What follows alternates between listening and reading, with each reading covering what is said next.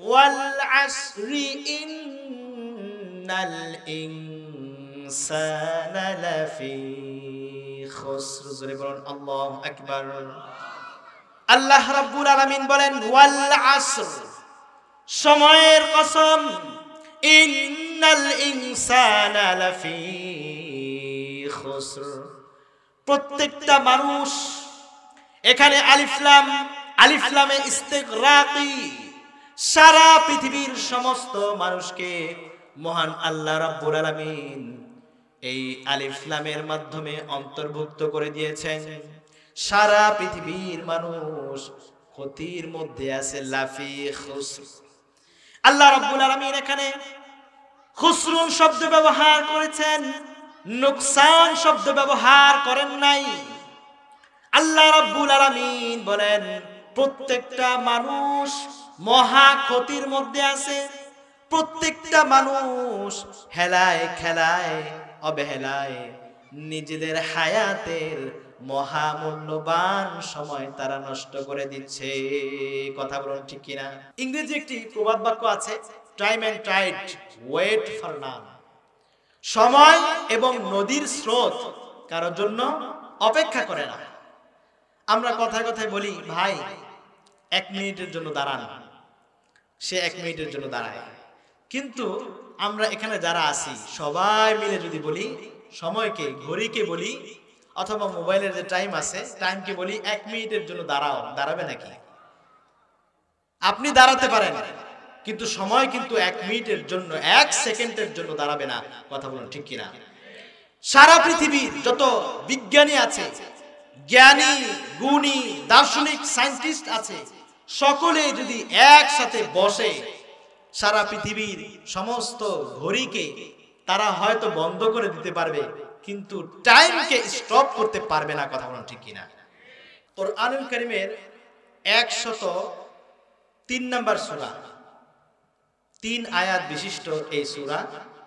এই সূরার গুরুত্ব এত বেশি, এত বেশি, হযরতে ইমাম শাফিঈ রাহিমাহুল্লাহু তাআলা আনহু তিনি এই সূরার গুরুত্ব সম্পর্কে বলেন, লাউ তাদাব্বারান নাসু হাযিহি সূরা লাওয়াসিআতহুম। যদি সারা পৃথিবীর মানুষ, হিন্দু, মুসলিম, বৌদ্ধ, খ্রিস্টান, মুসলমান, অমুসলিম, যদি এই সূরাটা নিয়ে চিন্তা ফিকির করে, গবেষণা করে, এই সূরার গুরুত্বটা বোঝে, তাহলে তাদের জন্য, তাদের হেদায়েতের জন্য, জান্নাতে যাওয়ার জন্য এই একটি ছোট্ট সূরাই যথেষ্ট। জোরে বলুন সুবহানাল্লাহ। তার মানে কি বোঝা গেল? সূরার সাইজ ছোট, কিন্তু গুরুত্ব কিন্তু কম না। এবং তিনি আরো বলেছেন কোরআনুল কারীমের সূরার সংখ্যা কয়টি? 114টি। যদি 114টি সূরা মহান আল্লাহ সুবহানাহু ওয়া তাআলা নাজিল নাও করতেন, শুধুমাত্র এই একটি সূরা নাজিল করতেন, তাহলেও হেদায়েতের জন্য, নাজাতে যাওয়ার জন্য যথেষ্ট হয়ে যেত। জোরে বলুন সুবহানাল্লাহ। তাহলে এই সূরার মধ্যে মহান আল্লাহ সুবহানাহু ওয়া তাআলা কি গুরুত্বপূর্ণ বার্তা প্রদান করেছেন জানার দরকার আছে না নাই? এই সূরার মধ্যে মহান আল্লাহ সুবহানাহু ওয়া তাআলা 4টি গুণের কথা বলেছেন। কয়টি? 4টি। যদি কোনো ব্যক্তি স্থায়ীভাবে সফল হতে চায়, দুনিয়া ও আখিরাতে উভয় জগতে সফল হতে চায়, তাহলে সে যেন এই 4টি গুণ অর্জন করে। আর যে ব্যক্তি এই 4টি গুণ অর্জন করবে না, সে স্থায়ীভাবে ব্যর্থ হয়ে যাবে, নাকামিয়াব হয়ে যাবে। জোরে বলুন নাউজুবিল্লাহ। এই সূরার নাম হলো সূরাতুল আসর। সূরার নাম কি? সূরাতুল আসর। সবাই বলি, আওয়াজ দিয়ে বলি, সূরার নাম কি? সূরাতুল আসর। আমি পয়েন্ট ভিত্তিক আলোচনা করি, এজন্য একটু মনোযোগ সহকারে শ্রবণ করতে হবে। সূরাতুল আসর, আসর শব্দের অর্থ হলো সময়। এর অনেক অর্থ আছে, তন্মধ্যে হতে প্রসিদ্ধতম মশহুর অর্থ হলো সময়। সূরাতুল আসর অর্থ কি? সময়। এই সূরার শুরুতে মহান আল্লাহ সুবহানাহু ওয়া তাআলা সময়ের কসম খেয়েছেন। জোরে বলুন সুবহানাল্লাহ। কুরআনুল কারীমে মহান আল্লাহ সুবহানাহু ওয়া তাআলা মোট 40টি বিষয়ে কসম খেয়েছেন। কয়টি বিষয়ে? 40টি বিষয়ে। কসমের কথা শুনে আপনারা হয়তো ভাবনায় পড়ে গিয়েছেন যে কসম তো আমরাও খাই মাঝে মধ্যে, আল্লাহর কসম এই কাজটা আমি করি নাই। মানুষ কখন কসম খায়? যখন কেউ অস্বীকার করে অথবা অস্বীকার করার একটা পরিস্থিতি পরিবেশ তৈরি হয়। কথা বলুন ঠিক কিনা? তখন কিন্তু সে কসম খায় যে আমাকে মিথ্যা প্রতিপন্ন করতে পারে, তাকযীব করতে পারে, মিথ্যুক সাব্যস্ত করতে পারে। এজন্য বলে আমি এই কাজটা করি নাই, এই কথাটা বলি নাই, আল্লাহর কসম। তাহলে আল্লাহ রাব্বুল আলামিন যে কসম করেছেন, আল্লাহ রাব্বুল আলামিনের ক্ষেত্রে কি এমনটা যে মানুষ তাকযীব করবে আল্লাহ রাব্বুল আলামিনকে, এই কারণে তিনি কসম খেয়েছেন? না, কারণ আল্লাহ রাব্বুল আলামিনের কথা কখনো মিথ্যা হতে পারে না। কথা বলুন ঠিক কিনা? আল্লাহ রাব্বুল আলামিন বলেন ওয়ামান আসদাকু মিনাল্লাহি হাদিসা। আল্লাহু আকবার। আল্লাহ রাব্বুল আলামিন বলেন মহান আল্লাহ সুবহানাহু ওয়া তাআলার চাইতে অধিক সত্যবাদী, সত্য কথা বলনেওয়ালা আর কে বা থাকতে পারে? কথা বলুন ঠিক কিনা? আল্লাহ রাব্বুল আলামিন হলেন অধিক আসদাক, সত্যবাদী। তাহলে তিনি কেন কসম খেয়েছেন? আল্লাহ রাব্বুল আলামিন কসম খেয়েছেন গুরুত্ব বৃদ্ধি করার জন্য। এই কথা শোনার পর আবার মনের মধ্যে প্রশ্ন তৈরি হয়ে যায়, তাহলে কি আল্লাহ রাব্বুল আলামিন কসম ছাড়া কুরআনুল কারীমে যত কথা বলেছেন এগুলো কি গুরুত্ব ছাড়া? না, আল্লাহ রাব্বুল আলামিন সূরাতুল ফাতিহা থেকে নাস পর্যন্ত যত সূরায় আলোচনা করেছেন গুরুত্বপূর্ণ বিষয়ে, প্রত্যেকটা বিষয় গুরুত্বপূর্ণ, কিন্তু এই গুরুত্বপূর্ণ বিষয়গুলোর মধ্য হতে অধিক গুরুত্বপূর্ণ বিষয়ে মহান আল্লাহ সুবহানাহু ওয়া তাআলা কসমকে, গুরুত্বকে আরো বেশি পরিমাণে বাড়িয়ে দিয়েছেন। জোরে বলুন সুবহানাল্লাহ। আসমানের 20টি বিষয়ে কসম খেয়েছেন, জমিনের 20টি বিষয়ে কসম খেয়েছেন। মোট কয়টি? 40টি বিষয়ে কসম খেয়েছেন। তন্মধ্য হতে একটি হলো সময়। সময়ের কসম খেয়েছেন। আলোচনা কিন্তু ধারাবাহিকভাবে চলছে। যদি 2 মিনিটের জন্য ইস্তেঞ্জা যান তাহলে কিন্তু ছুটে যাবে। মনোযোগ সহকারে ধারাবাহিকভাবে আলোচনা শ্রবণ করব, ইনশাআল্লাহ ফায়দা হবে। অল্প আলোচনা হবে, কোরআন ও হাদিস ভিত্তিক, মনোযোগ সহকারে আমলের নিয়তে শ্রবণ করব। অল্প আলোচনা আমাদের হেদায়েত এবং নাজাতের জন্য যথেষ্ট হয়ে যাবে ইনশাআল্লাহ। রাসূলুল্লাহ সাল্লাল্লাহু আলাইহি ওয়াসাল্লাম অল্প আলোচনা করতেন, 10 মিনিট 15 মিনিট। তিনি ঘন্টা ব্যাপী আমাদের মতো বকবক করতেন না। আমরা তো ঘন্টা ব্যাপী টক ঝাল মিষ্টি কত ধরনের আলোচনা করি, আলোচনা শোনা মাত্রই শেষ, বাড়িতে গিয়ে কি আলোচনা করছে বলতে পারে না। কথা বলেন ঠিক কিনা? এক কান দিয়ে শুনে আরেক কান দিয়ে বের করে ফেলে, কান শুট করার জন্য। আমরা কি এখানে কান শুট করার জন্য বলেছি? জোরে বলুন। নাকি হেদায়েতের নিয়তে? হেদায়েতের নিয়তে। ইনশাআল্লাহ আজকের মাহফিল শুনবো শেষ পর্যন্ত, এবং ফজরের জামাত আমরা সশরীরে উপস্থিত থাকবো ইনশাআল্লাহ। সবাই বলি ইনশাআল্লাহ। আল্লাহ তাআলা আমাদের তৌফিক দান করুন। মহান আল্লাহ সুবহানাহু ওয়া তাআলা সময়ের কসম খেয়েছেন। সময় নিয়ে স্কুল, কলেজ, ভার্সিটির ছাত্ররা অনেক এসে, অনেক রচনা তারা লিখে থাকে, স্টাডি করে থাকে, কারণ সময়ের গুরুত্ব আছে না নাই? ইংরেজি একটি প্রবাদ বাক্য আছে, time and tide wait for none. সময় এবং নদীর স্রোত কারোর জন্য অপেক্ষা করে না। আমরা কথায় কথায় বলি ভাই 1 মিনিটের জন্য দাঁড়ান, সে 1 মিনিটের জন্য দাঁড়ায়। কিন্তু আমরা এখানে যারা আছি সবাই মিলে যদি বলি, সময়কে, ঘড়িকে বলি, অথবা মোবাইলের যে টাইম আছে টাইমকে বলি 1 মিনিটের জন্য দাঁড়াও, দাঁড়াবে নাকি? আপনি দাঁড়াতে পারেন, কিন্তু সময় কিন্তু 1 মিনিটের জন্য, 1 সেকেন্ডের জন্য দাঁড়াবে না। কথা বলুন ঠিক কিনা? সারা পৃথিবীর যত বিজ্ঞানী আছে, জ্ঞানী, গুণী, দার্শনিক, সায়েন্টিস্ট আছে, সকলে যদি একসাথে বসে সারা পৃথিবীর সমস্ত ঘড়িকে তারা হয়তো বন্ধ করে দিতে পারবে, কিন্তু টাইমকে স্টপ করতে পারবে না। কথা বলুন ঠিক কিনা? সময়ের একটা গুরুত্ব আছে না নাই? আছে না নাই? জোরে বলতে হবে, আছে না নাই?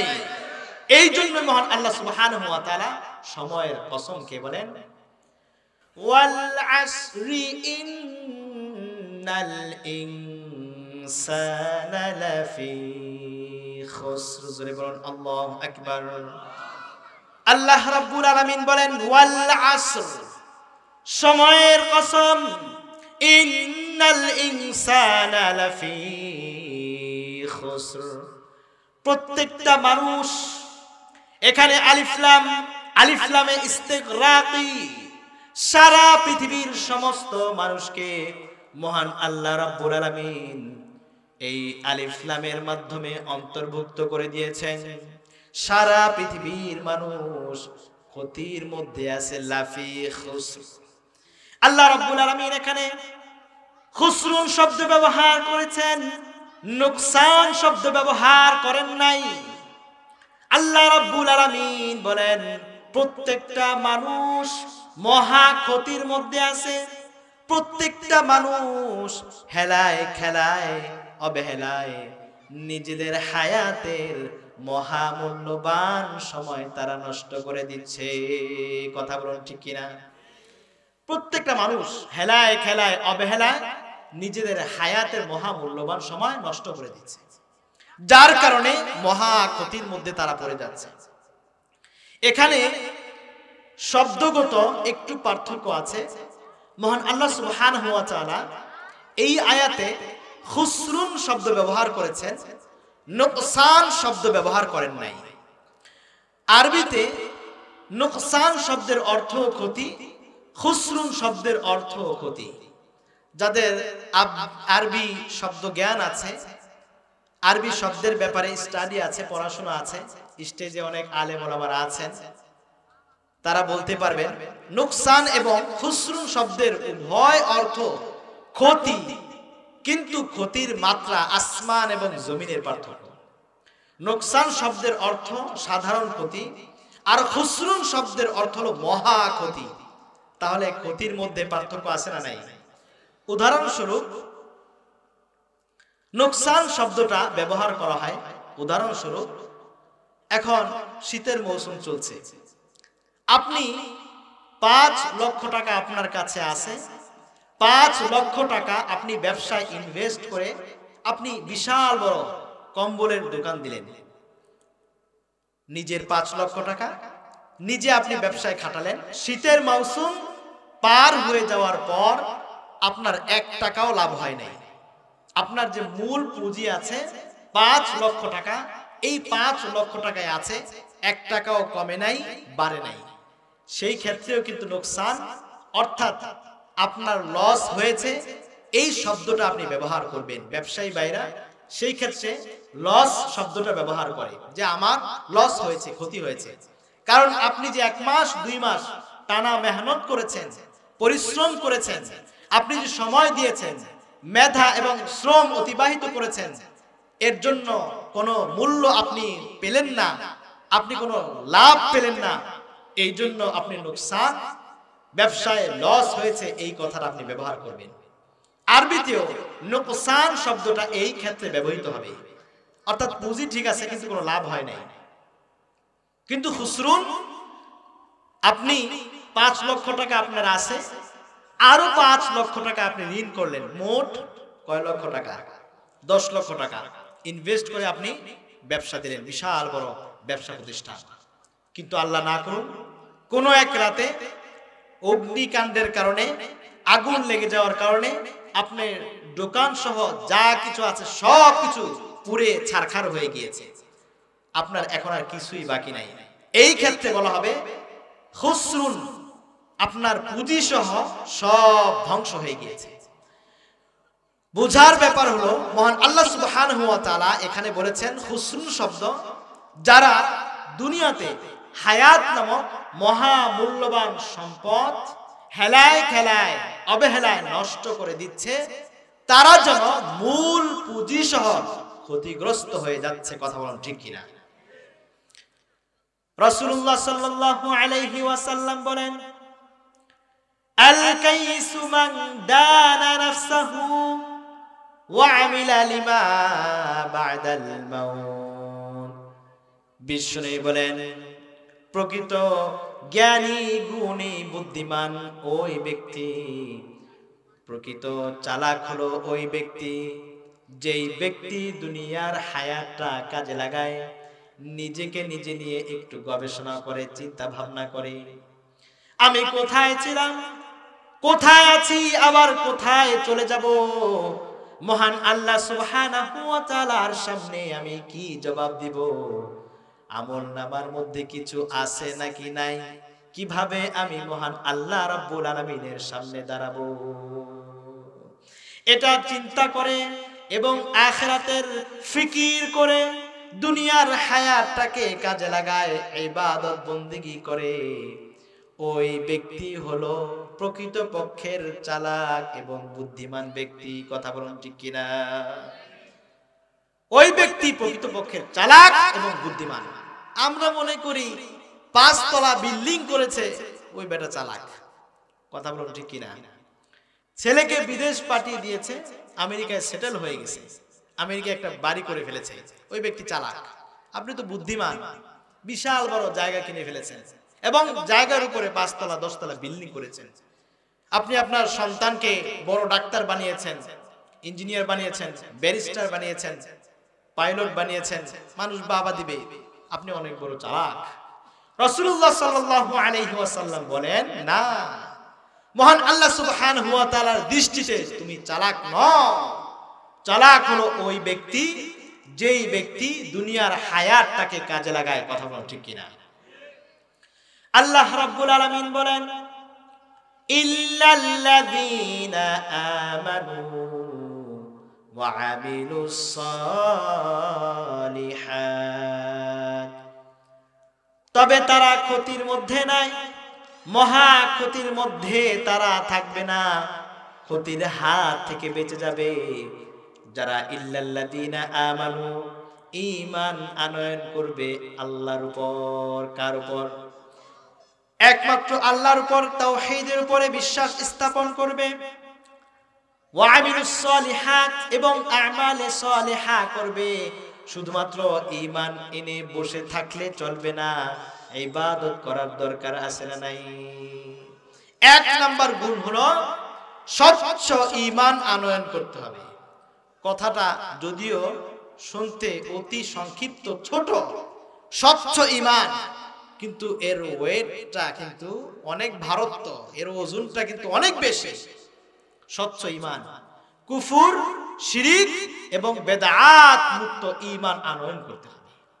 বর্তমান যে অবস্থা বাংলাদেশে, 90% মুসলমানের দেশে ঈমান নিয়ে সঠিকভাবে ইবাদত বন্দেগী করাটা এখন কঠিন হয়ে দাঁড়িয়েছে। কথা বলো ঠিক কিনা?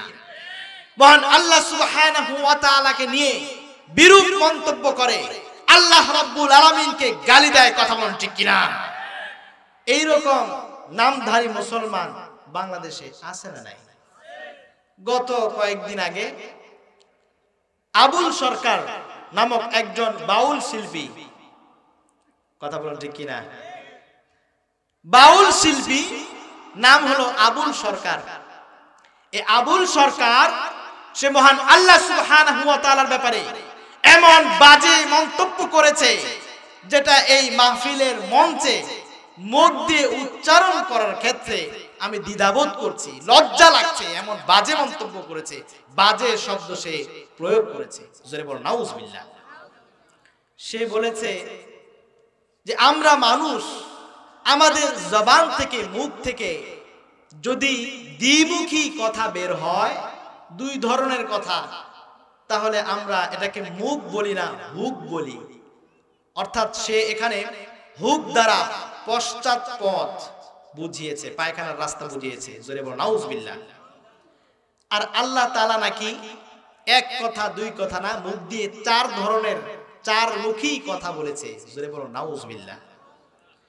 আজকের এই মাহফিল থেকে, স্টেজ থেকে আমরা কঠিন ভাষায় প্রতিবাদ করতে চাই এবং আমরা গর্জন দিয়ে দাবি জানাতে চাই, এই আবুল সরকারকে শুধু গ্রেফতার নয়, ফাঁসির দড়িতে ঝুলাতে হবে। কথা বলুন ঠিক কিনা? আমরা তার সর্বোচ্চ শাস্তির বিধান ফাঁসি চাই। কথা বলুন ঠিক কিনা? কত বড় সাহস, কত বড় খোদাদ্রোহী কথাবার্তা! একটু চিন্তা করে না, বাংলাদেশে বর্তমানে যেই পরিমাণে ভূমিকম্প হচ্ছে, এই ভূমিকম্পের মালিক কে? কার বিরুদ্ধে সে কথা বলেছে? আল্লাহর বিরুদ্ধে কথা বলেছে। যেই টেকটনিক এর মালিক আল্লাহ, সেই মালিকের বিরুদ্ধে কথা বলেছে। টেকটনিক যেই প্লেট আছে, এই টেকটনিক প্লেটের মালিক কে? আল্লাহ। সেই আল্লাহর বিরুদ্ধে কথা বলেছে। সামান্য সাধারণ একটু নাড়াচাড়া করেছে। হিন্দু, বৌদ্ধ, খ্রিস্টান, অমুসলিমরাও আল্লাহর নাম জপেছে। কথা বলুন ঠিক কিনা? কিন্তু সে মুসলিম নামধারী এমন কুলাঙ্গার আল্লাহর বিরুদ্ধে বাজে মন্তব্য করেছে। আমি তো বলি, এই আবুল সরকার নামক আউল বাউল আর ফাউলদের কারণে বাংলাদেশে এখন ভূমিকম্পের মাত্রা বেড়ে গিয়েছে। কথা বলুন ঠিক কিনা? ভূমিকম্প হয় তিন কারণে। কয় কারণে? তিন কারণে। এদিক সেদিক তাকাবো না, ওঠাউঠি করব না, ইনশাআল্লাহ ফায়দা হবে। আলোচনার মাধ্যমে হেদায়েতি কিছু কথাবার্তা শ্রবণ করব, দোয়ার মাধ্যমে আমরা চলে যাব। ভূমিকম্প হয় কয় কারণে? তিন কারণে হয়। রাসূলুল্লাহ সাল্লাল্লাহু আলাইহি ওয়াসাল্লাম বলেছেন, তিনটি নাফরমানির কারণে, পাপ আর অন্যায়ের কারণে ভূমিকম্প হয়। এক নাম্বার হলো যখন বাদ্যযন্ত্র বেড়ে যাবে, মিউজিক বেড়ে যাবে। আমরা জানি এই বাউল শিল্পীরা ঢোলের মধ্যে বাড়ি না পড়লে এদের সুর বের হয় না। কথা বলুন ঠিক কিনা? এদের গান আরম্ভ হয় ঢোলের আওয়াজের মাধ্যমে, বাড়ির মাধ্যমে। এরা বাদ্যযন্ত্রের প্রতি খুব বেশি গুরুত্ব দেয় এবং গান বাজনাকে তারা জিকির বলে। জোরে বলো নাউজুবিল্লাহ।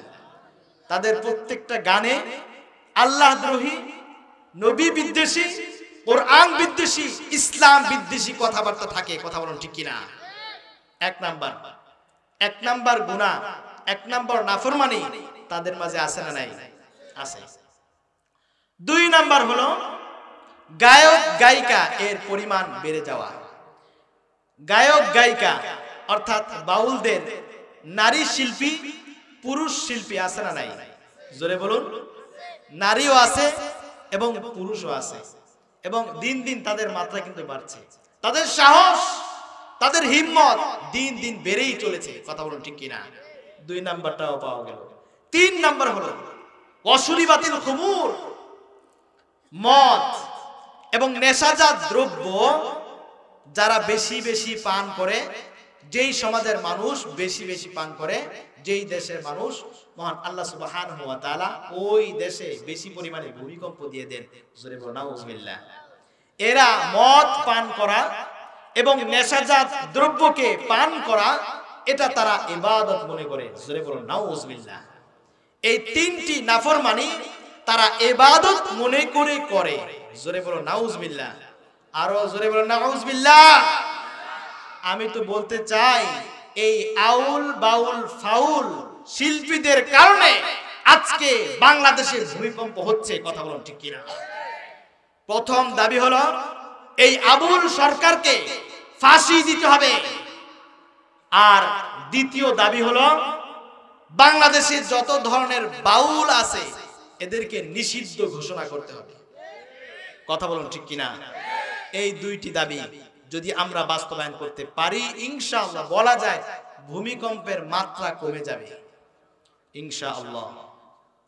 এক নাম্বার গুণ কি? সূরাতুল আসরের ঈমান আনয়ন করতে সচ্চল।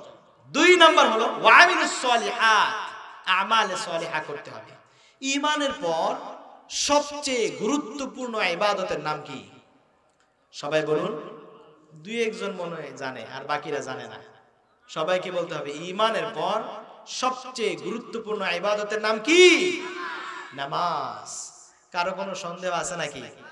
তাহলে সবাই একসাথে আওয়াজ তুলে বলুন, ঈমানের পর সবচেয়ে গুরুত্বপূর্ণ ইবাদত কি?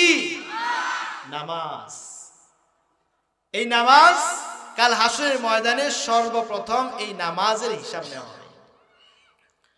রাসূলুল্লাহ সাল্লাল্লাহু আলাইহি ওয়াসাল্লাম বলেন, আউয়ালু মা ইউহাসাবু বিহিল আবদু ইয়াউমাল কিয়ামাতিস সালাহ। বিশ্বনবী বলেন, কাল হাসরের ময়দানে সর্বপ্রথম এই নামাজের হিসাব নেওয়া হবে। যার নামাজের হিসাব ক্লিয়ার, স্বচ্ছ, মহান আল্লাহ রাব্বুল আলামিন বাকি হিসাবের ক্ষেত্রে বেশি যাচাই বাছাই করবেন না। সহজেই মহান আল্লাহ রাব্বুল আলামিন তাকে জান্নাত পর্যন্ত পৌঁছিয়ে দিবেন। সুবহানাল্লাহ।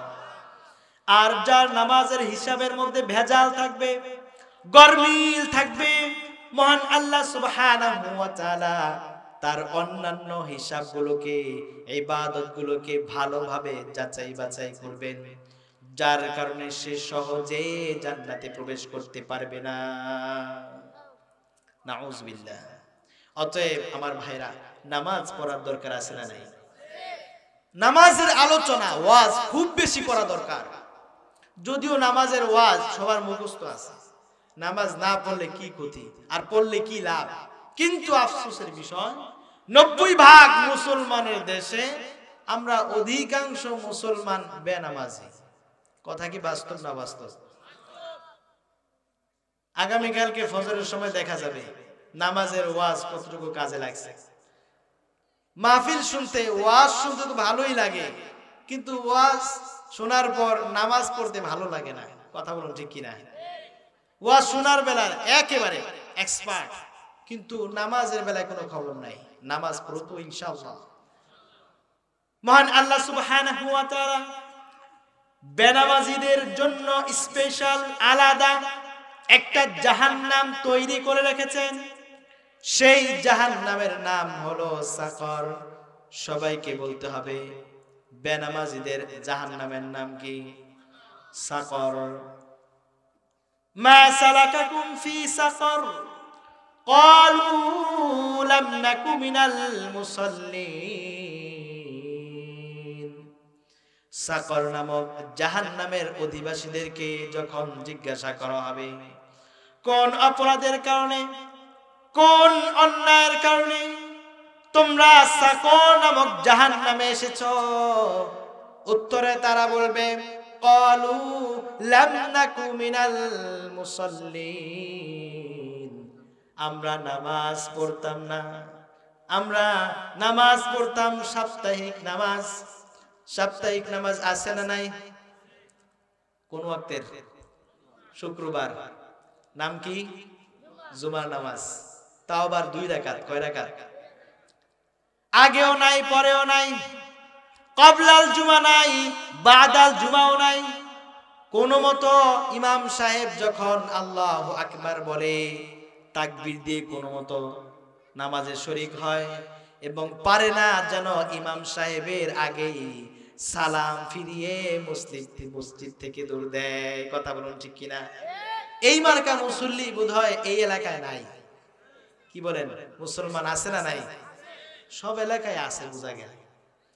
আমরা কি সাপ্তাহিক মুসল্লি হব নাকি বাৎসরিক মুসল্লি হব? বাৎসরিক নামাজ আছে না নাই? কিসের নামাজ? ঈদের নামাজ। আবার জানাজার নামাজ আছে। জানাজার নামাজ শুধুমাত্র পড়লে হবে না, সাপ্তাহিক নামাজ পড়লে হবে না, বাৎসরিক নামাজ পড়লে হবে না। জান্নাতে যাওয়ার জন্য কয় ওয়াক্ত নামাজ পড়তে হবে? 5 ওয়াক্ত নামাজ জামাতের সহিত আদায় করতে হবে। ঠিক কি না? কারণ জান্নাতে যাওয়ার জন্য চাবি লাগবে কি লাগবে না? জান্নাতে তালা আছে না নাই? আপনার একতলা বাড়ি, 2টা রুম, 3টা রুম, হ্যাঁ, কিন্তু এই বাড়ির জন্য আপনি তালা লাগান কয়েকটা। জান্নাত কি আপনার বাড়ির মতো নাকি? বিশাল বড় ছোট্ট যে জান্নাত, এই জান্নাতের সাইজ এই দুনিয়ার 10 দুনিয়া। জোরে বলো সুবহানাল্লাহ। ওই জান্নাতের তালা থাকবে কি থাকবে না? থাকবে, বিশাল বড় তালা থাকবে। এই তালার চাবি দরকার আছে না নাই? রাসূলুল্লাহ সাল্লাল্লাহু আলাইহি ওয়াসাল্লাম বলেন, মিফতাহুল জান্নাতিস সালাহ। আল্লাহু আকবার। নামাজ হলো বেহেশতের চাবি, নামাজ হলো জান্নাতের চাবি। যেই ব্যক্তি নামাজ পড়বে না, যত বড় ইবাদত গুজার হোক না কেন, দানশীল হোক না কেন, মসজিদে অনেক বেশি দান করে, মাদ্রাসায় অনেক বেশি দান করে, মসজিদের সভাপতি 12 বছর, কত বছর মাদ্রাসার জায়গা দিছে, মসজিদের জায়গা দিয়েছে, কবরস্থানেরও জায়গা দিয়েছে, কিন্তু নামাজ পড়ে না। সাপ্তাহিক নামাজ পড়ে, বাৎসরিক নামাজ পড়ে, জানাজার নামাজ পড়ে, ওই ব্যক্তি জান্নাতে যাবে তো নাকি? কেন? কারণ সে তো মসজিদের জায়গা দিয়েছে। জান্নাতে যাবে? জান্নাতে যাওয়া যাবে না আমার ভাই। ঈমানের পর সবচেয়ে গুরুত্বপূর্ণ ইবাদত হলো নামাজ। এই নামাজ আমাদের প্রত্যেককেই পড়তে হবে। 5 ওয়াক্ত নামাজ জামাতের সহিত আদায় করার জন্য রাজি আছি কারা কারা? আল্লাহ রাব্বুল আলামিনকে দুহাত তুলে দেখায়, আল্লাহু আকবার, নারায়ে তাকবীর, নারায়ে তাকবীর। আল্লাহ তুমি আমাদের হাতগুলোকে কবুল আর মঞ্জুর করে নাও। তুমি তোমার এই বান্দাদেরকে মৃত্যু পর্যন্ত পাবন্দির সাথে 5 ওয়াক্ত নামাজ জামাতের সহিত আদায় করার তৌফিক দান করো, সকলে বলি আমিন। 1 নাম্বার গুণ হলো ঈমান আনতে হবে স্বচ্ছ। 2 নাম্বার আমালে সালিহা, ভালো কাজ করতে হবে। আর ভালো কাজের আমালে সালিহা ইবাদতের লিস্টে সর্বপ্রথম কোন ইবাদত? জোরে বলতে হবে, কোন ইবাদত? নামাজ। নামাজ পড়তে হবে। 3 নাম্বার গুণ হলো ওয়াতাওয়াসাউ বিল হাক্কি। ভালো কাজ করলেই হবে না, ভালো কাজের আদেশ মানুষকে দিতে হবে। কথা বলুন ঠিক কিনা? শুধুমাত্র নিজে ঈমান আনয়ন করলে হবে না, শুধুমাত্র নিজে নামাজ পড়লে হবে না, আপনার পরিবারকেও নামাজের তাগিদ দিতে হবে। কথা বলুন ঠিক কিনা? আপনি 5 ওয়াক্ত নামাজ পড়েন, আপনি বিশাল বড় হাজী সাহেব, 12 বছর যাবত আপনি হজ করছেন, 10 বার 12 বার আপনি হজ করে ফেলেছেন, বিশাল বড় হাজী সাহেব আপনি। 5 ওয়াক্ত নামাজ মসজিদে সবার আগে আগে চলে যান। আপনার ওয়াইফ, আপনার স্ত্রী, আপনার পরিবার পরিজন বেপরদায় চলাফেরা করে, আপনি জান্নাতে যাবেন? হাদিসের পরিভাষায় আপনাকে বলা হয়েছে দাইয়ুস। আর দাইয়ুস ব্যক্তি কখনো জান্নাতে প্রবেশ করবে না। জোরে বলো নাউজুবিল্লাহ। অতএব আমার ভাইরা, কু আনফুসাকুম ওয়া আহলিকুম নার, নিজেকে আগে জাহান্নামের আগুন থেকে বাঁচাতে হবে, নিজে আগে স্বচ্ছ ঈমানের অধিকারী হতে হবে, এরপর নামাজ পড়তে হবে, ইবাদত বন্দেগী করতে হবে। ওয়াতাওয়াসাউ বিল হাক্কি, আমর বিল মারুফ, ভালো কাজের আদেশ এবং খারাপ কাজ থেকে আপনার পরিবার পরিজন, আত্মীয় স্বজন, প্রতিবেশী সবাইকে বারণ করতে হবে। ওয়াতাওয়াসাউ বিল হক, হকের দাওয়াত দিতে হবে। আমর বিল মারুফ, নাহি আনিল মুনকার। তাবলীগের ভাইরা যেই কাজটা করে, তাবলীগের ভাইরা ভালো কাজের দিকে আহ্বান করে, বেনামাজি নামাজি হয়ে যায়। দাড়ি নাই, এক চিল্লা গিয়েছে, মাশাআল্লাহ, দাড়ি নিয়ে চিল্লা থেকে ফেরার পর এখন আর চিনাই যায় না, মাশাআল্লাহ, নুরানি চেহারা হয়ে গিয়েছে। অতএব বয়স্ক বাবারা, অনেক দাড়ি পাকা মুরব্বীরা আছেন, বাড়িতে তো কোনো কাজ কর্ম নাই, আপনার চাকরিও নাই, আপনার ব্যবসা বাণিজ্যের কোনো ব্যস্ততা নাই, আপনি চাইলে তাবলীগে মেহনত করতে পারেন, ইনশাআল্লাহ আপনার আখিরাতটা গুছিয়ে যাবে, আখিরাতে বিশাল বড় একটা পাথেয় সম্বল অর্জিত হবে। জোরে বলেন সুবহানাল্লাহ। আখিরাতের ব্যাপারে আমরা তো পুরা গাফেল, আখিরাত গুছানো ব্যাপারে আমরা সম্পূর্ণ গাফেল। দুনিয়া গুছাতে হবে, দুনিয়ার অ্যাকাউন্টে টাকা পয়সা অর্থ করি জমাতে হবে, আখিরাতের অ্যাকাউন্ট ফান্ড যে খালি হয়ে আছে, শূন্য হয়ে আছে, এর কোনো খবর নাই। কথা বলুন ঠিক কিনা? একটু চিন্তা করুন, আখিরাত নামক একটা অ্যাকাউন্ট আছে না নাই? ওই অ্যাকাউন্টে কত টাকা জমা হয়েছে? টাকা মানে হলো নেকি। আখিরাতের টাকা কি? নেকি। কত নেকি জমা হয়েছে, নেকি জমা করতে হবে, এর কোনো ফিকির নাই। দুনিয়ার স্বল্প হায়াতের জন্য, ক্ষণস্থায়ী পৃথিবীর ক্ষণস্থায়ী হায়াতের জন্য আমরা এত বেশি উঠে পড়ে লেগেছি, দিন রাতকে একাকার করে ফেলছি। দুনিয়া অর্জন করতে হবে, দুনিয়া অর্জন করতে হবে, কিন্তু আখিরাত যে একেবারে শূন্য, যেই জীবনের শুরু আছে শেষ নেই, সেই আখিরাতের জন্য কতটুকু ফিকির করছি, কতটুকু মেহনত করছি। আমার ভাইরা, আখিরাতের জন্য পুঁজি আর সম্বল অর্জন করার দরকার আছে না নাই? 3 নাম্বার গুণ হলো ওয়াতাওয়াসাউ বিল হক, ভালো কাজের আদেশ করতে হবে, খারাপ কাজ থেকে বারণ করতে হবে।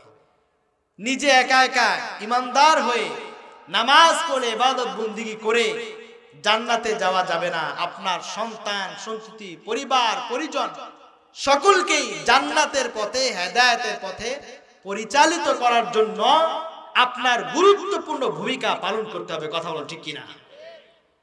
পরিবারের কর্তা হিসাবে, গার্জিয়ান হিসাবে, বাবা হিসাবে, বড় ভাই হিসাবে আপনার গুরুত্বপূর্ণ একটা দায়িত্ব আছে। এই দায়িত্ব যদি আপনি অবহেলা করেন তাহলে আপনি একা একা জান্নাতে যেতে পারবেন না। কথা বলুন ঠিক কিনা? আলোচনা গুছিয়ে নিচ্ছি, সংক্ষেপে বলছি। 3 নাম্বার গুণ। 4 নাম্বার গুণ হলো ওয়াতাওয়াসাউ বিস সবর, ধৈর্য ধারণ করতে হবে এবং ধৈর্যের ব্যাপারে মানুষকে পরামর্শ দিতে হবে। ধৈর্য। প্রশ্ন হতে পারে, আল্লাহ রাব্বুল আলামিন বলেছেন দ্বিতীয় গুণে ভালো কাজ করতে হবে, ভালো গুণ অর্জন করতে হবে। ভালো কাজের মধ্যে তো ধৈর্য ধারণ করা এটা তো অন্তর্ভুক্ত আছে। তবুও মহান আল্লাহ সুবহানাহু ওয়া তাআলা আলাদাভাবে ধৈর্যের গুণ অর্জন করার কথা কেন বলেছেন? আল্লাহ রাব্বুল আলামিন ধৈর্যের গুণ অর্জন করতে হবে এই কথাটা স্পেশালি আলাদাভাবে উল্লেখ করেছেন এই কারণে, ধৈর্য না থাকার কারণে মানুষ ঈমান হারা হয়ে যায়, বেঈমান হয়ে যায়। কথা বলুন ঠিক কিনা? সামান্য অভাব অনটনের কারণে, আর্থিক সংকটের কারণে পার্বত্য অঞ্চল এবং সীমান্তবর্তী এলাকা বাংলাদেশের অজপাড়া গায়ের মানুষগুলো তারা ঈমানকে স্বল্প মূল্যে বিক্রি করে দিচ্ছে। কথা কি বাস্তব না অবাস্তব? খ্রিস্টান মিশনারি যারা আছে, খ্রিস্টান এলাকায় তো আছে নাকি, অপতৎপরতা চালায়। যেই সমস্ত খ্রিস্টানরা ইসলাম ধর্ম ব্যাপারে যারা জানে, তাদের ধর্ম পালন করে, কোনো অপতৎপরতা চালায়, তাদের ব্যাপারে কোনো আপত্তি নাই। কিন্তু কিছু খ্রিস্টান রয়েছে তারা অপতৎপরতা চালায়, তারা মুসলমানদেরকে খ্রিস্টান ধর্মে সেবার আড়ালে খ্রিস্টান ধর্মে দীক্ষিত করছে। কথা বলুন ঠিক কিনা? অবস্থা খুব ভয়ঙ্কর। আর মুসলমান ধৈর্য না থাকার কারণে, ঈমান দুর্বল থাকার কারণে তারা বেঈমান হয়ে যাচ্ছে, ঈমানকে বিক্রি করে দিচ্ছে। এই জন্য মহান আল্লাহ সুবহানাহু ওয়া তাআলা বলেছেন ধৈর্যের গুণ থাকাটা এতটা গুরুত্বপূর্ণ, এত জরুরি। ধৈর্যের গুণ না থাকলে তুমি বেঈমান হয়ে যাবে। ধৈর্যের গুণ না থাকলে তুমি কন্টিনিউ নামাজি থাকতে পারবা না। এক ওয়াক্ত পড়বা আর আরেক ওয়াক্তের ক্ষেত্রে হয়তো শয়তান তোমাকে ওয়াসওয়াসা দিবে। অতএব ধৈর্যের গুণ অর্জন করার দরকার আছে না নাই? 4টি গুণ অর্জন করতে হবে। কয়টি? স্থায়ীভাবে সফল হওয়ার জন্য কয়টি গুণ অর্জন করতে হবে? 4টি গুণ। 1 নাম্বার গুণের নাম কি? যদি এই 4টি গুণের কথা আমরা জেহেনে নিয়ে বাড়িতে যেতে পারি তাহলে ইনশাআল্লাহ আজকের এই মাহফিল সফল হবে। আপনারা প্রত্যেকেই অল্প কম বেশি প্রত্যেকেই আপনারা মাহফিলে সাহায্য সহযোগিতা করেছেন, বিভিন্নভাবে সাহায্য সহযোগিতা করেছেন। আপনাদের কষ্ট, আপনাদের কুরবানি সবকিছু সফল হয়ে যাবে যদি এই 4টি গুণের কথা আমরা জেহেনে নিয়ে বাড়িতে যেতে পারি। জিন্দেগি ভর এই চারটি গুণের উপরে অটল এবং অবিচল থেকে আমল করতে পারি, তাহলে আজকের এই মাহফিল আমাদের হেদায়েত এবং নাজাতের জন্য যথেষ্ট হয়ে যাবে। জোরে বলুন সুবহানাল্লাহ। এক নাম্বার গুণ কি? ঈমান আনয়ন করতে হবে, স্বচ্ছ ঈমান। দুই নাম্বার হলো আমালে সালিহা, ভালো কাজ করতে হবে। আর ভালো কাজ করার ক্ষেত্রে সবচেয়ে গুরুত্বপূর্ণ ভালো কাজ, সবচেয়ে গুরুত্বপূর্ণ ইবাদত এর নাম কি? নামাজ। নামাজ পড়তে হবে। তিন নাম্বার ওয়াতাওয়াসাউ বিল হক, নিজে নামাজি হলে হবে না, নিজে ইমানদার হলে হবে না, পরিবার পরিজনকে আমর বিল মারুফ, সৎ কাজের আদেশ, নামাজের আদেশ করতে হবে, পর্দায় থাকার জন্য আদেশ করতে হবে, ভালো কাজ কোরআন তেলাওয়াত শেখার জন্য আদেশ করতে হবে, তাদেরকে ব্যবস্থাপনা করে দিতে হবে কোরআন শেখার ক্ষেত্রে। তিন নাম্বার গুণ। চার নাম্বার গুণ হলো ধৈর্য ধারণ করতে হবে। পারবো তো ইনশাআল্লাহ? সবাই বলি পারবো তো ইনশাআল্লাহ?